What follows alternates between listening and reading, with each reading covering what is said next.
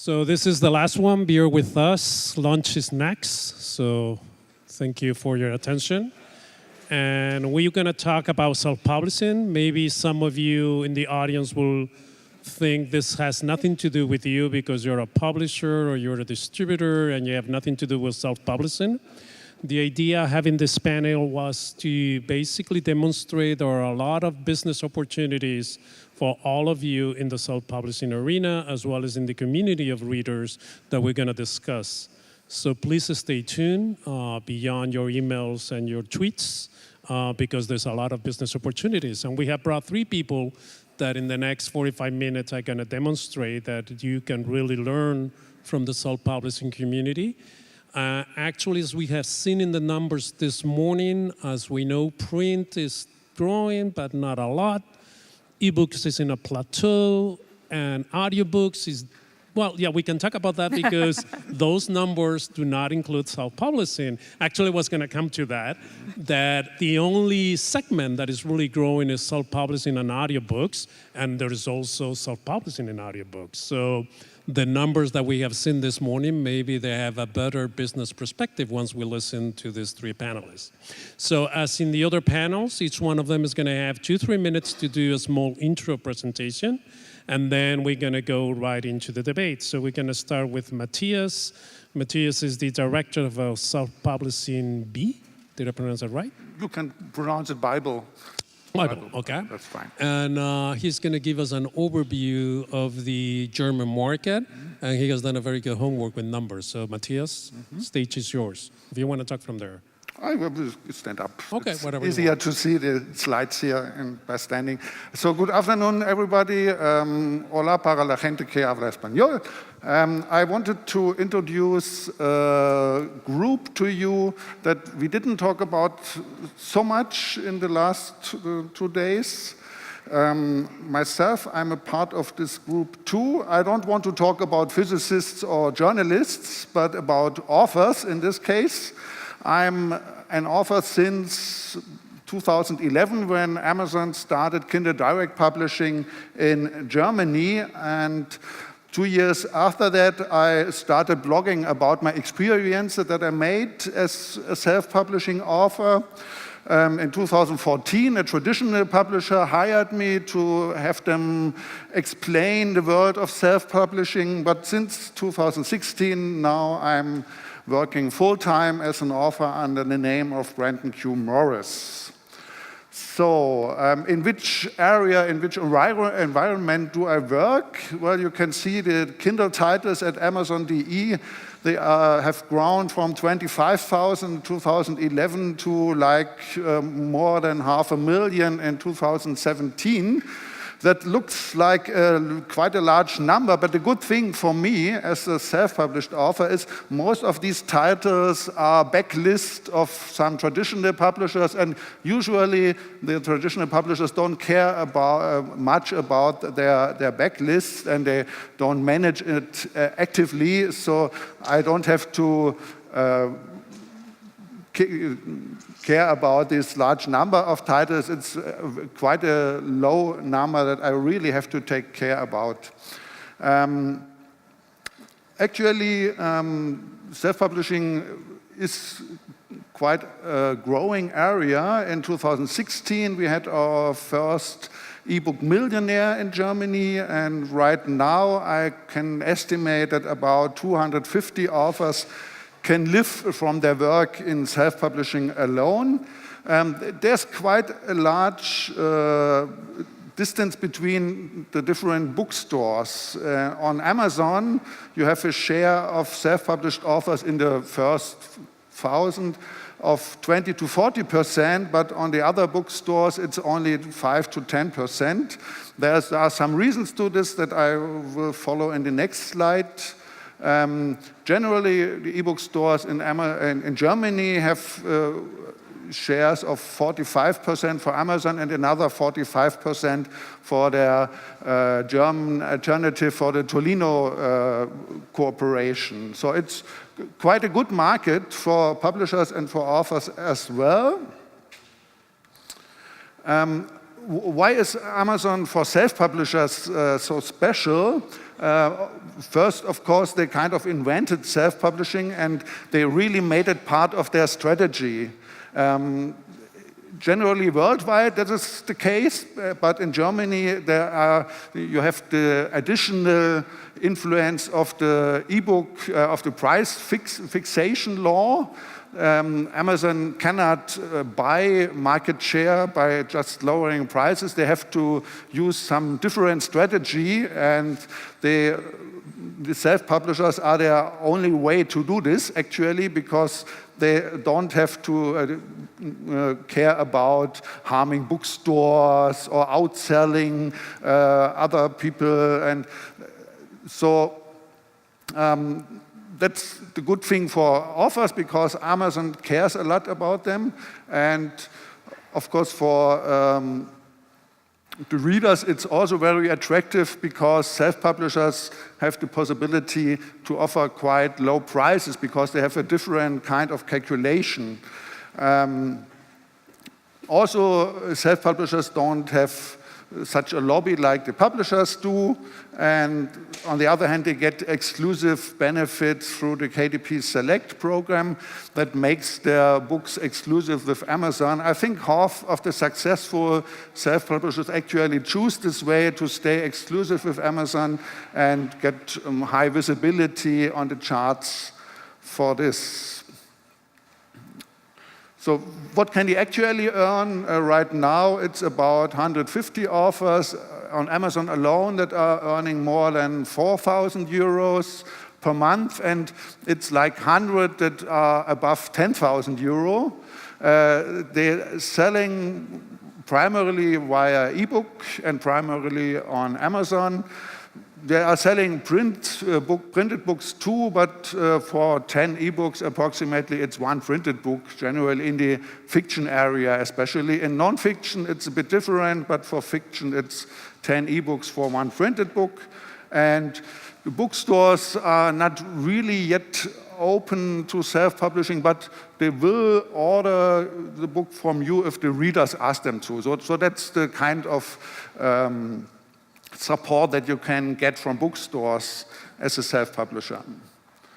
So what I'm telling authors that are becoming publishers always, it has never been so easy to become an author, even in the world of increasing competition.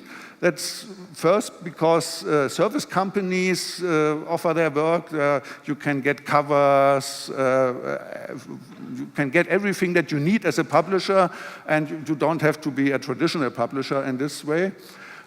Readers are open-minded too. You can easily see it in the top 100 on Amazon. It's currently on Amazon.de.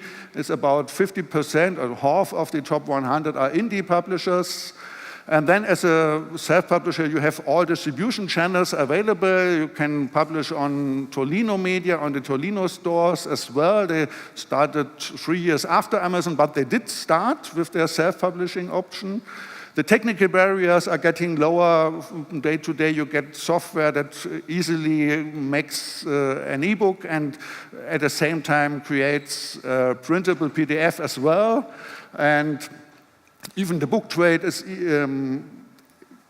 increasing to accept the self-publishers. It's not really a friendship yet. We hope to get a better friendship soon, but one can really say it's increasing.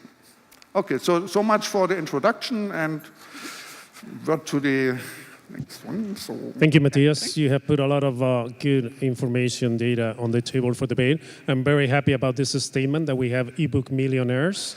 Maybe you, Orna, as an author as well. I don't know if you're a millionaire or aspire to be one. A millionaire, not quite, okay. Just yet. Okay. Working on it. But you're the director of the Independent Authors Association, and your 5 minutes. Thank you.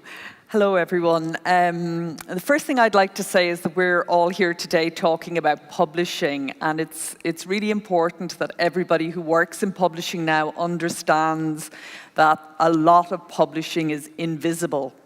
So much of the data that we hear, it's really important to get this information, but it's also very important to contextualize it and to understand that it is not full data. So for example, a statistic that is often talked about at the moment is that ebooks are plateauing. That would be one very good example. And they are for trade publishers, but they are not at all in the wider publishing sphere. So publishing is now made up of 3 different strands, and each of them are important and healthy and doing okay. Trade publishing is struggling most of all, so that is what traditionally used to be called publishing.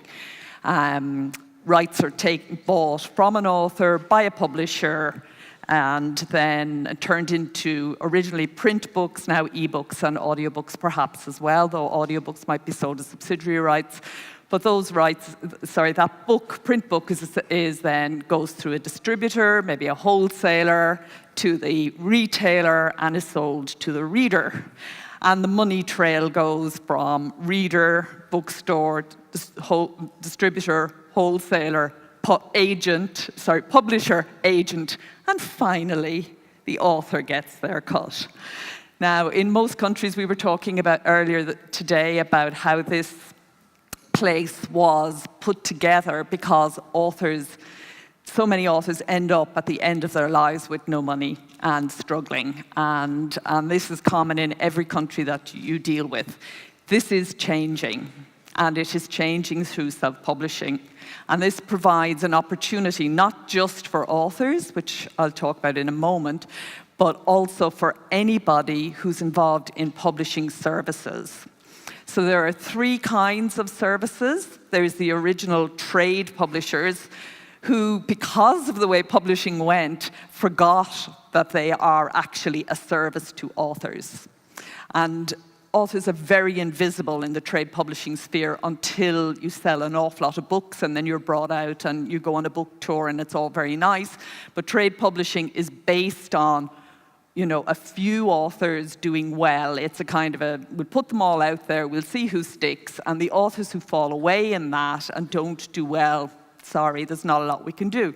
And there isn't a lot that can be done, and business is not a charity, and I'm not suggesting that it should be. The second is what has grown up hugely in the last 10 years.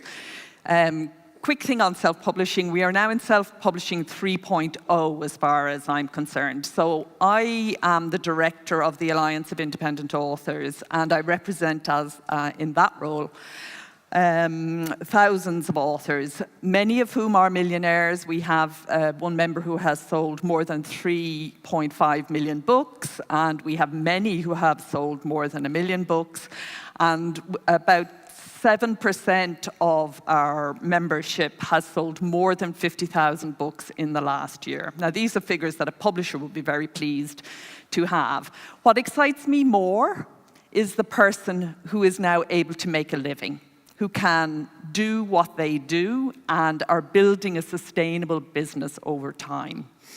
And in the effort of doing that, we have the services that I was talking about. So self-publishing 1.0 was when we got POD, desktop publishing, as it was called back in the 1990s. Self-publishing 2.0 was 10 years ago when we got e-readers and e-books.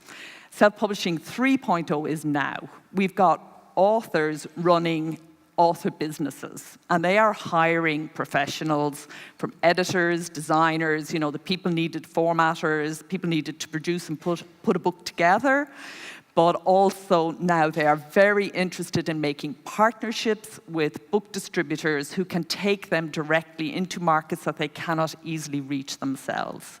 So I am urging you here today to begin to think about authors, to remember the author is actually the rights owner, and that you can work side by side, that there are other models that you can use besides the old model, which was take the rights and exploit them. And it was called exploit for a good reason. That's one model. It's still working. It's fine. But there are other models. We have the self-publishing services model, which is help an author who doesn't want to do all those things themselves. and take it away.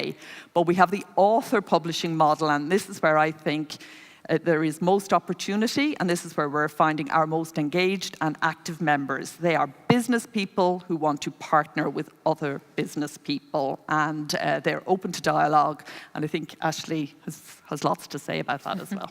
So, thank you. Thanks. Thank you, Orna, for your intro. And now we're going to go to Ashley's presentation. Thank you for coming all the way from Canada. She's going to give us an overview of Wattpad. You have a very international perspective as well, so your 5 minutes. Thank you for having me. Let me just walk over here so that I can see the slides coming up. So I mentioned the other day that Wattpad is not necessarily self-publishing. We're very much about self-expression. And a big part of what I mean from that is the entire self-publishing industry really tends to kick into gear when an author has a finished manuscript that they want to post and share in other places. But on Wattpad, a lot of what we're doing is making that invisible time of authors drafting and writing visible. And not only that, but allowing them to monetize that drafting process too through opportunities like seeing ads on their stories and beginning to build an audience so that when they do launch with their book, whether it's through a publisher or self-publisher, they already have that built-in audience of supporters that are there on day one to purchase the book, to tune in into the new TV show or whatever format they've produced at the end. For those of you that aren't familiar with Wattpad, Wattpad is a user-generated site that allows people to upload content similar to what YouTube is for video or Instagram is for photos. That's what Wattpad is for fiction storytelling, and we're really the leader in that space. On Wattpad, we are a site for writers. People will join the site to begin writing their story. But I think what's more important and that really makes the ecosystem work is that Wattpad is also a destination for readers. About 90% of our users are only coming to read, and writers are really the rock stars of our platform. To give you a sense of some of our stats here right now, Wattpad has over 65 million monthly active users. When I first joined Wattpad about 5 years ago, we were at 5 million monthly active users, so that gives you a sense of how quickly we're growing. Our users have uploaded over 500 million stories on Wattpad, and to us, a story can be anything from the first poem that someone might have written to a full-length manuscript that might be posted. And in fact, it's a unique thing on Wattpad that we have stories that are not necessarily book-length, that become almost like fiction soap operas that have been going on for years now on Wattpad and have reached over millions of words themselves. And I think it's really important to note how global we are. We're based in Canada, very proudly based in Canada, and I think that's a big part of our success, is that on Wattpad, in Toronto, we're able to hire people in such a multicultural city to support all of these flourishing communities on site. You'll see that US is our biggest market with 13 million monthly active users. Currently, 1 in 3 teen girls in the US has a Wattpad account. Although the Philippines, while it's a smaller number, it's a much higher percentage of the population. And in the Philippines, we're practically a household name. It's also the place where our market is more mature. In the Philippines, we have our own TV show, our own book imprint, and we've seen several blockbuster films emerge as well. One thing to flag too, though, is Indonesia, which wasn't even in our top 10 countries last year. So that's one that's really grown out of nowhere. For us, we tend to see 1 million users as being the tipping point where that really becomes where things begin to accelerate very quickly. And we're seeing a lot of growth here in Europe. I mentioned to someone yesterday that I wouldn't be surprised if Spanish is our most popular language by the end of this year, because we have a huge amount of Spanish users coming not only from Spain, but Mexico, South America, the Philippines, and even, I think, the often ignored Spanish-speaking market in the US is coming to Wattpad to find the stories that they can't find in the stores. And really, what we're doing is helping authors get as close as possible to the reader. There's no intermediary. They're able to post and receive the commentary directly and get that feedback from their readers and fans. When we tend to talk about why Wattpad works for users today, I think it's mobile. It's always been mobile first. Wattpad was created almost 12 years ago, and it was actually the first reading app for Razr flip phones, if any of you remember those. It's very personalized. Users will receive, once they join Wattpad and start to read, we'll recommend stories that we think are very similar to them, and they see their own home feed similar to other social networks like Twitter and Facebook. It's very engaging. People can comment back. It's not just writing on their own. Margaret Atwood's a user, and she famously referred to Wattpad as, it's not an ebook, it's a digital campfire. And it's that social storytelling that hasn't really been digitized in that way. And it's not that transactional purchasing of an ebook, it's an ongoing conversation. The writers can receive comments that influence how their story might go. I was speaking to an author the other day who told me she was writing a mystery novel, and because her fans, it seemed like they were starting to catch on, she was able to edit and make some of the hints more subtle. So to receive that audience feedback, you don't necessarily have to write to your audience, but it can give and really inform how you want the story to move forward. Serialization is extremely important to our writing. I mentioned before about how for so many of our users, they, in some cases, haven't written anything before. And it's quite daunting. I'm sure there's many of us in this room that have written books, but for many of our users, to just write a chapter and to start with a chapter is really easy, and that's what lets them continue going. When there's a fan base that's asking, when are you going to upload the next chapter? That's what motivates them to finish. And then, of course, that we're so international. I'm just going to skip over this because I know I'm going over time, but data is very important to how we discover stories. We're able to look to how our readers behave to help discover the top stories on the platform, and these are a few of them here. We've seen many international bestsellers on Wattpad. We've had 3 New York Times bestsellers in the past 5 years. We've seen 72 of our stories turned into TV and film so far, and we've seen over 1,000 globally turned into published books. Self-publishing being a big part of that too. For a lot of our authors that already have a global following, they're asking what more a publisher can do for them. And in some cases, they're going direct to translations. They might have written a story in English and choose to self-publish it, like the author Natasha Preston quite frequently does, but she'll sell and work with a publisher here in Spain to bring her story to market where it can be harder for a self-published author to break through today. So thank you so much for listening. Thank you, Ashley. Okay, thank you very much for the 3 intros. I think you have provided the scenario to start the debate. And one of the first questions I want to ask you, Matthias and Orna, is why is it so difficult to measure the value, the business size of self-publishing? Is it because most of it in most countries is based in Amazon and it's very hard to get information from that channel? Or why can we measure trade and we cannot measure self-publish? Because the companies are generally not sharing the data. Amazon doesn't share its data, so Matthias will have gone at it in a different way, being mathematically minded and have worked it out. But we cannot be sure how much. We can get a rough idea of how much is selling, and there are a few people who are very publicly doing that. Matthias in Germany, Data Guy in the US. But also because many authors are actually, there are all kinds of ways of self-publishing. So the one that is getting by far the most attention is the type of author who publishes exclusively on Amazon or primarily on Amazon, publishes often, puts out lots of books, and that is one author business model. But there are others, and many authors are selling directly to readers through their own websites, or perhaps they are, in nonfiction particularly, they might be teachers or coaches, or in a field of endeavor where they sell books at the back of the room, and they sell information products. Ebooks is just one part of, they perhaps have a course and all that kind of thing as well.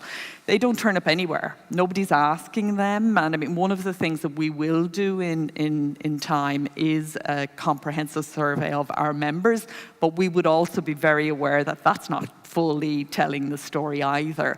Authors are using about 7 business models, and of those 7, not one is actually properly documented. I also have the impression that the traditional publishing world doesn't really want to know exactly the success of self-publishers, maybe because most of these initiatives, if they are not coming from private companies, like I heard from Rüdiger Wischenbart today, but most of the other opportunities are coming from some, like in Germany, from the Börsenverein, who are really, of course, pushing the work of their own members, and self-publishers are not part yet of the official landscape of publishing, so it might be something that's happening in the future 2 or 3 years from now, so there will be more acceptance in there. But then looking at your numbers, 565 million stories published. You mentioned 500,000 ebooks published in self-publishing. How can readers really find their next read? And how can you make a business? I mean, it was very similar to Rudiger's numbers this morning, that we had all this overproduction when the market is shrinking, and we continue producing and producing. It doesn't make any economic sense. Or yes, in self-publishing, there's abundance.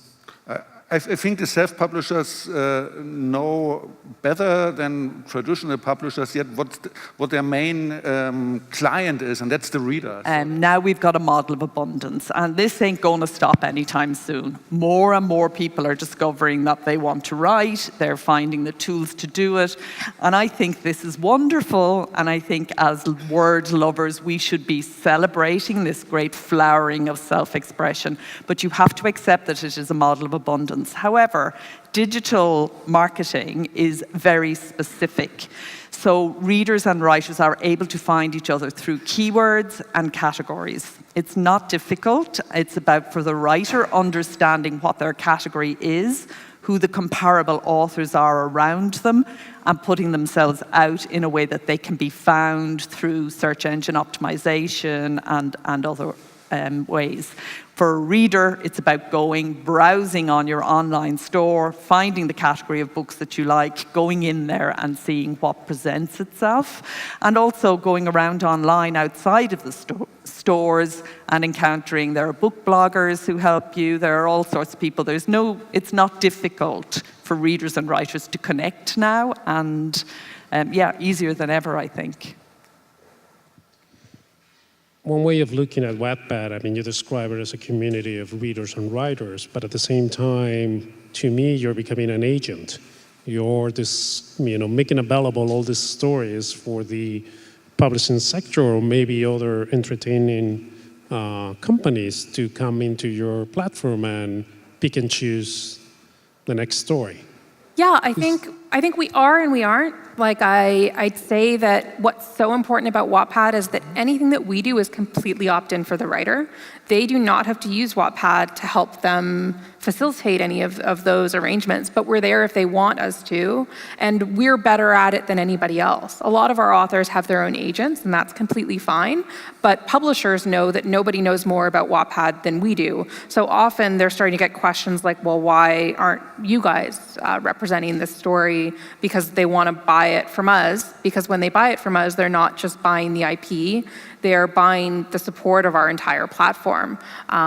We're not just an agent, and we're not just selling IP, we're selling the power of our entire 65 million user community. We're able to promote ads and target audiences based on how people are using it. And for some of our users, they have no interest in selling their rights beyond what they're doing on Wattpad, and that's completely fine too. Some of them happily self-publish, and we're very supportive of that. I think what we try to do is learn from all of our top authors of what they want to do and look for ways that we can support and help them with that. You went very quickly in your slide about data, but I think that's one of the key core values that you can provide to the publishing sector. Yeah. You have all those millions of users that are engaged with content, and unfortunately, the trade sector is blind. They really don't know who is behind the screens. Is that a way that you can collaborate with the publishing sector, providing that data in aggregated form? Or? Absolutely, and we're doing that today. We have several, extremely valuable partnerships where we work together with publishers to expose a lot of our data.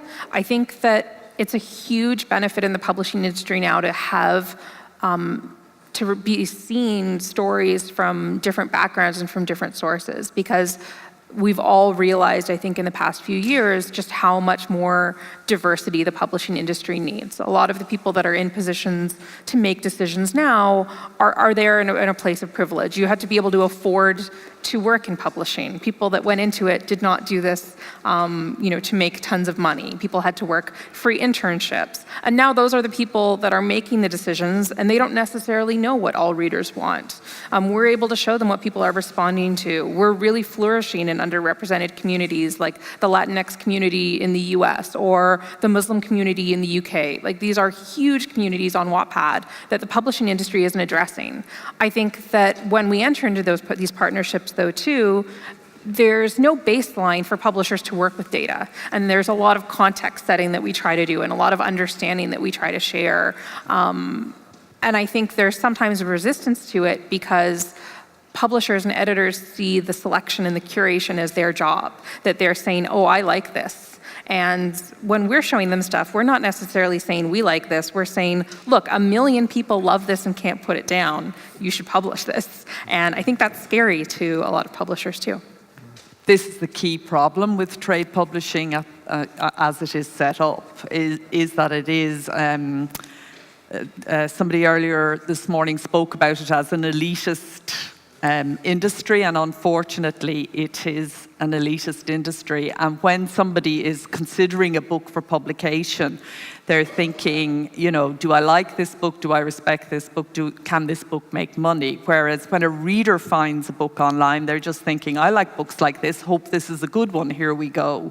It's a much more open, and that's why authors are able to find a foothold through self-publishing that they can't necessarily find. But ebooks provide an opportunity for the publishing industry to get data.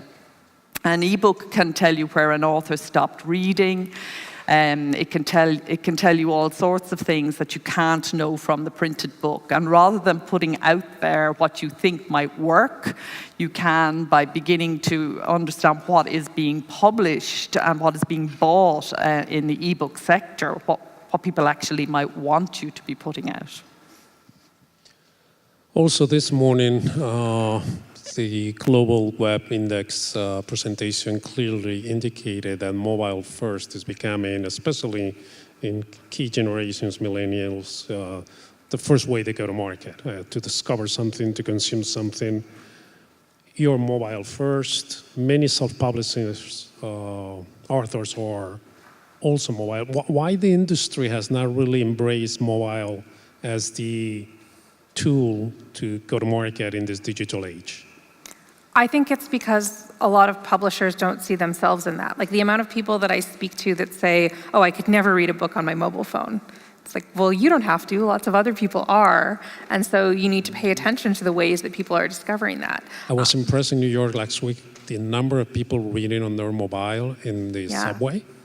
There are no print books anymore, just people with their mobile reading. You can see on their screens that we're reading long-form text. It was not, Wattpad or... Absolutely. There's more mobile phones in the world than toilets. So it's definitely something that people need to pay attention to, of a way to reach readers. And we're seeing some interesting things happening in Nigeria, where they skipped e-readers completely and went straight into reading on mobile. And that's one country, but it's happening in other countries as well. Mobile is definitely the way it has to go, but not all books read equally on mobile. Certain books are more suited to it. And then there's the whole audiovisual enhanced ebook thing as well, which is, we won't go down that one, but that's another opportunity. Okay. We have 10 minutes left. Everyone is smelling the food, so everyone is getting a bit more anxious to come to an end. But I want to ask you, because you mentioned in your data, and I think you mentioned it too, if one of the key strategies to success in self-publishing has been the pricing strategy. We also seen in the data this morning, there's quite a big difference between the pricing strategy of trade versus the pricing strategy of a self-published author. Do you think that's one of the key of success, a more competitive pricing strategy? Yes, it is. It has also to do something with the fact that there are, it's a certain group of people who are reading very much. That's these people that are using flat rates or that love to read 3, 4, 5 books per week, maybe 1 book per day. And of course, they buy books that they can afford, and that's easier for €3 than for 10 or 15 euros. So as a self-publisher, you have an advantage in this area. If you can offer it for €3, you will still earn €1.70, and it's possible for you. It's a pricing model that a traditional publisher is hard to do because all these overhead costs that are existing for a certain book and that are calculated within. On the other hand, the more successful self-publishers are not relying so much on cheap pricing. They have their fans, and the group of fans that are willing to pay more is growing for them. So I think in 5 years we won't talk about the price differences that much anymore, because on the other hand, traditional publishers are coming up with their ebook labels and they are selling for similar prices than self-publishers. There's a strategy that self-publishers use a lot, which is to make writing series is much more common in self-publishing than in trade publishing. So the first book in a series is low-priced or sometimes even free. So there's a lot of using price in that way. We're seeing a great divergence in price, and also that it depends on the platform you use. So Amazon will be the most price-sensitive platform in the sense that it is based on being low price. That's its promise to consumers across the board, not just in books, but also the authors who write there and their readers tend to be price-sensitive. On Apple and Kobo, pricing is much less of an issue. And we're also seeing the other end of the spectrum where authors are producing sometimes crowd-funded, beautiful print projects which are premium, and they're charging a premium price for those. Limited editions, maybe 500. I've done one of those myself to great success. It was a very satisfying and lovely thing to be involved in. So again, I think there's much more going on in the pricing world than we necessarily see. Okay, I think you also mentioned that out of 10 ebooks, a self-published author published 1 print book. Do you think now with the advances in print on demand, we will see a much more balanced print versus ebook, or ebook will always dominate the self-published landscape? I think it's very different from country to country, from the markets. In Germany, the local book publishers are still very strong. They have more, I think, nearly to 50% of the total market share in print publishing. And it's hard to reach, as a single person, as a self-publisher, to reach all bookstores in the country. So in Germany, it will not change very soon, this relation between ebook and print. But in other countries where online bookstores have a much larger share, I think it will be different than this. It also depends on the book and the genre. Some books lend themselves much more to e-reading and some to print, so that depends. I can say unequivocally that self-publishers are not happy with how they're getting print books out there. It's still very difficult. Print on demand, it's very difficult to get a profitable arrangement going if you're using the traditional book selling model. So if there are any book distributors who will be interested in working directly with authors to take their books into bookstores, that is definitely a challenge that a lot of our most successful members are finding difficult. The service is not there to enable them to do it in a profitable way without making their book, just charge too much. One thing that I'd say about Wattpad users is that while they're reading digitally and loving, Wattpad on their mobile devices, when they create a product for sale, our users overwhelmingly prefer print. And I think for a lot of our users, they don't see it as just buying a story from an author because they heard about it and they thought they'd like it. They feel like they're buying a book that their friend wrote. And they feel a lot of ownership over it because in many cases, they were there from the beginning. They were seeing it posted chapter by chapter. They were writing comments directly to the author. And that becomes something like a trophy that they want to own. They want to take selfies with it. You know, Bookstagram has become huge with young people. So it's really interesting to me that while our users are so digital, they really value the physical print product. Interesting. So we have a couple of minutes left. Are there any questions from the stage? Everyone is hungry. We just want to go to lunch. I do have one last question. Do you see, what are your opinions on the self-publishing in audiobooks? Do you see that also taking place in your different markets? Sorry, Self-publishing in I missed the audiobooks. question. Oh, audiobooks and self-publishing, huge, huge, growing very, very rapidly and producing. It takes a lot of investment up front, and so it puts some authors off, you know, and to get a quality audiobook costs a lot, but for those who are doing it, it is going so well. It just seems like the consumers can't get enough audio. Mm-hmm. Yeah. In Germany, there is still a big opportunity for any company who want to offer such a service, because ACX, that most authors in the English-speaking countries are using, is not available there. So it's like of an invitation. Another business opportunity. So it's really, in Germany, it's actually pretty hard to get into the major channels. Okay. Well, if there are no questions. Oh, there's one question? No? Okay, so then thank you for your time, and we go to the final phase.